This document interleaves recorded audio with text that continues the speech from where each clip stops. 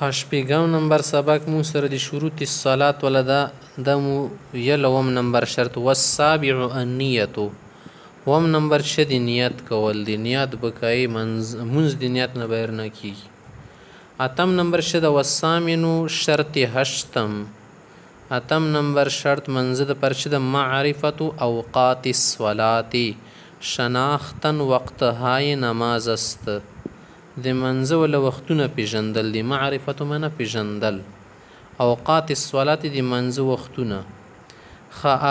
و شرطونه پوره شو کنه مختی چې ومن ترک شیئا، ومن آغا چوک ترک پریږدی شیئا یو شای من هذه الشروط الثمانیه دغه اتو شرطونه نه، اته شرطونه دي کنه.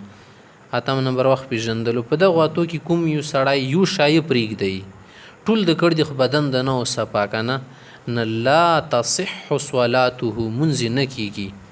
سواء برابر خبره کان عامدا څه په زورې د سیزون خچان ساتلو او ناسین نه په ویر شیو څه د پلیت بدن خچان د بیا منځ کې دا نه وشو بس صحیح ده.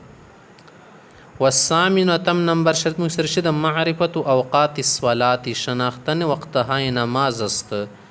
د منځه ولا وخت پیژندل دی منځه وخت به پیژني او نه پیژنلو بیا پیدا نه کوي. ومن و آن کسی هغه سړی ترک شیئا کې بگذاره د چیزی را پرېږدي شی من هذه شروط الثمانیه از این شرطه های هشتگانه په دغه اتو شرطونو کې شی پرېږدي لا تصح لا یصح لیکل لا تصح صلاته درست نمی شود نماز او نه صحیح کېږي د هغه سړي منځ سواء برابر است کان عامدا این کې باشد قصد کننده چې په زورې کړي او ناسین یا ترک یا فراموش کننده یا نه هیر شوي وي خو مونځ نه کېږي.